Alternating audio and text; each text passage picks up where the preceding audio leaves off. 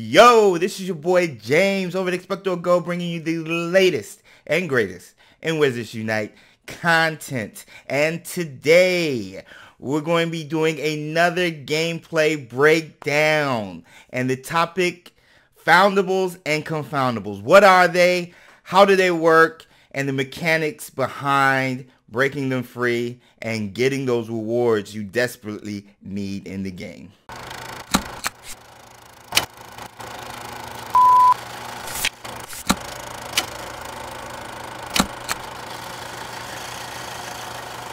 First off, if you are new, we want to encourage you guys to subscribe to the channel.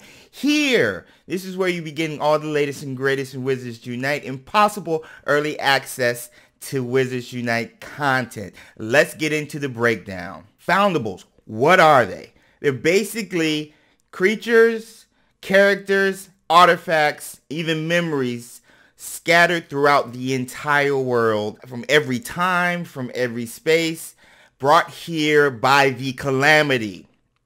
And because of that, we've been assigned as the SOS Task Force to go out, find these things, and register them. Now, we've been seeing these Foundables since November. And you're asking, like, what? What do you mean since November? Since they dropped the first trailer. The first one was the Snitch. The second one in November was the riderless Nimbus. And the third one last month was the discombobulated Niffler.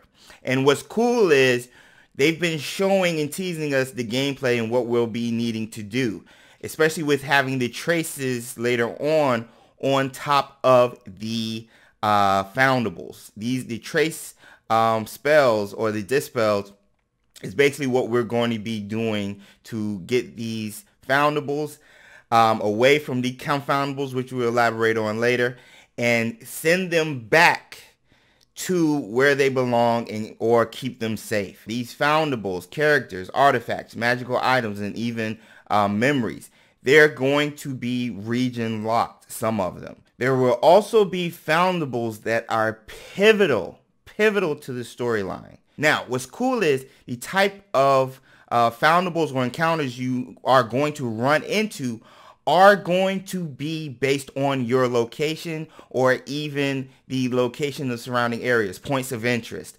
libraries, museums, banks, city buildings, like everything. All of that goes into it. Even weather and the moon cycles, which is crazy. All that plays a part into the types we're going to run into and what we might find in our neighborhoods, cities, region. Like schools or colleges, for example. We might run into the Monster Book of Monsters, which would be cool to see. At banks, Nifflers, like that would be so hilarious. I'm thinking like forest bow truckles, or even unicorns, or something like that. Like there's a wide variety. Also on the map is going to be a flag for those areas, telling you the types you're going to see. It's going to have a flag and the emblem basically representing the Foundable in that area. What's cool is another way to help find it is dark detectors. You can stack them and place them on the flags, but you can't stack them by yourself. You will need the help of other witches and wizards. So if you laid one down, somebody else can come and lay one, and so forth. I think it's up to 3.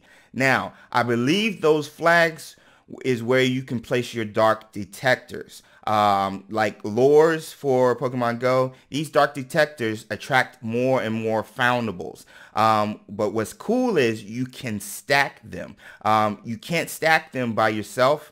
You need the help of your fellow witches and wizards within the SOS Task Force. So once you place one down, hopefully there'll be 2 witches or wizards nearby to help you stack 2 more. I believe the max is 3, which will increase the chances of running into more and more Foundables that you need to register within your registry. Speaking of the registry, starting off with 7 logos, I'm sure matches with their categories, and the 3 I'm not sure about. First off, the Snitch. I believe that's the magical games and sports. Third, mysterious artifacts, represented by the Lock. Fourth, the M Ministry of Magic. 5th, the Skull, represented by Dark Arts. 6th being Magic Zoology, represented by the Paw. That's showcased on one of the images from the gameplay. 7th, looking like Talons, Care of Magical Creatures. And the last one, Hogwarts School.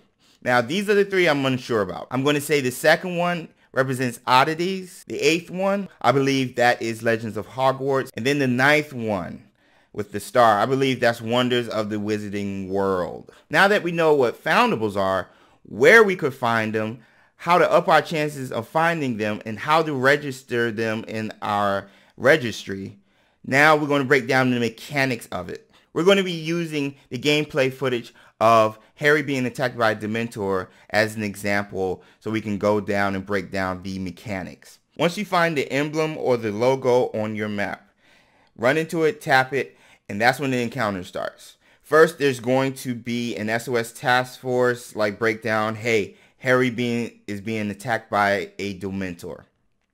So then you realize the Foundable is Harry, but the Dementor is the Confoundable. Basically, what's holding these Foundables in this time, what's attacking them, what's keeping them from going back to their regular time, these Dementors, caused by the calamity. Once you've read the message by the SOS Task Force, it's going to have you align your stars with the stars already on the screen. Once you align those, it's going to have you tap, and the next thing is going to be the Magical Exposure Threat Level Clock, or the Makusa Clock.